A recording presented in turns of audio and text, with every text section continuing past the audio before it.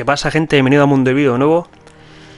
Un pez super codiciado, un pez que mucha gente intenta reproducir, un pez muy exclusivo, un pez que arroja más dudas que verdades.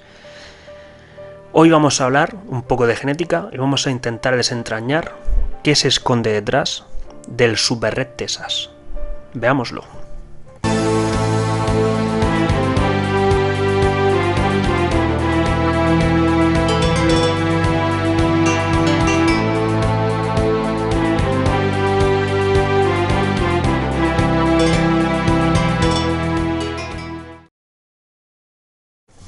Bueno, ¿y por dónde empezar, gente? ¿Qué es el Super Red Texas? El Super Red Texas es un cíclido híbrido americano, ¿vale? Que es básicamente una descendencia de lo que sería el Carpintis. El Carpintis es este pez que os enseño en pantalla. Criadores tailandeses han querido que el Carpintis se torne de color rojo, ¿vale? Y que junto con esa perla sea uno de los peces más codiciados y más espectaculares que hay. Y la verdad que salen muy pocos que merezcan la pena, ¿vale? Y bueno, ahora os voy a enseñar lo que serían esquemas que han hecho gente muy pro en el mundo, que te dice de qué forma supuestamente se podría conseguir reproducir el Red Texas, ¿vale? Lo primero que quiero recalcar es que para tú reproducir un Super Red Texas, lo primero tienes que empezar el proceso con un Carpintis, ¿vale?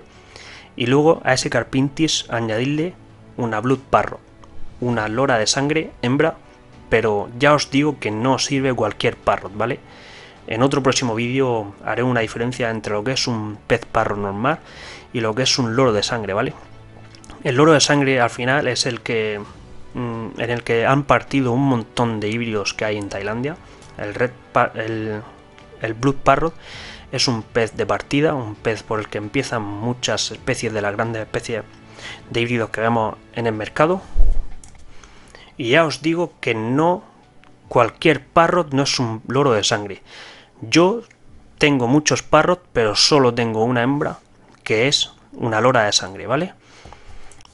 Y bueno, aquí en pantalla os enseño un criador oficial de Red Texas y fijaos, ¿vale? Fijaos la selección de hembras Parrots que tiene, hembras Blood Parrots, loras de sangre. Son las que portan el gen ese Redness, supuestamente, para conseguir sacar especies con un color rojo, que es lo que buscaban en el Carpintis. Y mirar, os voy a enseñar aquí un par de esquemas, ¿vale? Quiero destacar que en otras especies como especies africanas, por ejemplo, cuando se refiere a un pez F0, significa que es un pez extraído directamente de un lago, ¿vale? Es un pez salvaje. F1 sería la descendencia de ese pez salvaje, ¿vale? Y F2 sería la descendencia de los hijos del pez salvaje.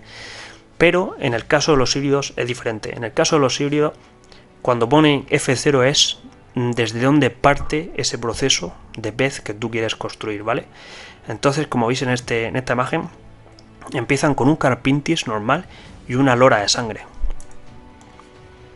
Y luego voy a intentar explicar un poco qué significa este tipo de esquemas, porque esto al final no es una ciencia exacta. El que haya leído sobre las leyes de Mendel en genética, cuando tú juntas un par de especies, siempre predomina en la primera descendencia, siempre predomina los genes del gen, tirando que sea más natural, ¿vale?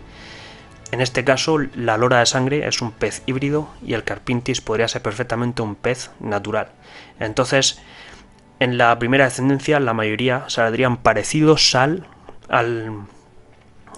Carpintis, la mayoría en un ratio bastante más alto, más del 50%, incluso 60%, y el resto serían parecidos al Blue Parrot, a la lora de sangre, y luego tendrías alguno como el que os enseño en pantalla. Como veis, muchos salen parecidos a los Carpintis y alguno que otro te puede salir con un color un poco más anaranjado, ¿vale? Entonces, ¿qué quiero destacar? Os enseño en este otro gráfico que os enseño, aquí es donde está la miga, ¿vale? Y os digo el porqué. Bueno, aquí vemos que todo parte de un Carpintis y una Blue Parrot, y luego, como veis, hay una especie de retroceso, que eso se llama inbreed, ¿vale? En reproducción, que básicamente consiste en la primera camada F1, seleccionas la mejor hembra que te salga y la reproduces hacia atrás, ¿vale? La reproduces con su propio padre. Y luego la nieta también con su propio padre. A esto se le llama consanguinidad. Entonces, ¿qué conseguimos con esto? Lo que conseguimos es fijar un fenotipo. Fijar el fenotipo al final son las características visibles, las características físicas o los rasgos que queramos fijar. Y una forma de fijarla es cruzando entre padres o entre hermanos. Hay mucha gente que me dirá, la consanguinidad es peligrosa y no te da buenos resultados. A la larga es verdad, a la larga no te da buenos resultados, a la larga te darás cuenta que hay muchos peces que no consiguen la talla, por muchos años que pasen, muchos peces no consiguen la talla ideal en tamaño, muchos peces salen con malformaciones, hay mucho descarte, pero siempre aparece el típico gen recesivo, que es el que buscamos, ¿vale? A la hora de intentar reproducir esta especie, y ese gen es el que queremos fijar. ¿Y cómo se fija? Como os estoy diciendo, inbreed, que es como se llama en estos procesos, que es básicamente cruzar el linaje entre familias, ¿vale? Entre la mejor hija con el padre, o incluso el mejor hijo con la madre, o el mejor nieto con el abuelo, o el mejor nieto con la abuela. Esto ya os digo que os puede servir en un par de generaciones, 3, 4 como mucho. Ya os digo que para, por ejemplo, criar Super Red Texas o Super Red Monkey o peces de este estilo, los procesos son largos y los procesos suelen llevarte incluso 4 a 5 años. Y como dato curioso que lo puedes coger como simplemente una curiosidad, es que la consanguinidad se usa mucho en los gallos de pelea, ¿vale? En los gallos que se usan para las peleas en Tailandia.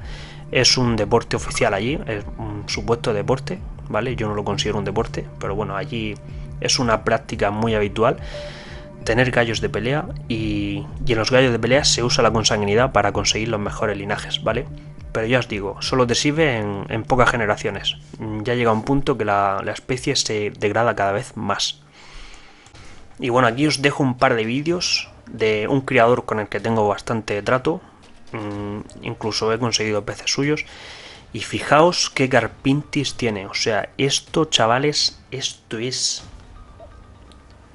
increíble. Mirar que se nota que son carpintis híbridos, pero vaya espectáculo de pez. O sea, increíble. Yo llegué a tener uno que era parecido a este, espectacular, pero se me murió por un ataque bacteriano. Y bueno, chavales, para terminar, siempre lo digo, la cuestión es probar. Si te armas de paciencia y quieres tirarte 3, 4 años de tu vida haciendo cruces hasta conseguir una especie, de verdad que os invito a hacerlo, pero ya os digo que el camino es largo y el camino es duro, ¿vale? Os dejo con alguna imagen de lo que es un Super Red Texas, ¿vale? Y nada, gente, espero que os haya gustado, suscribíos y nos vemos en el próximo programa. Adiós.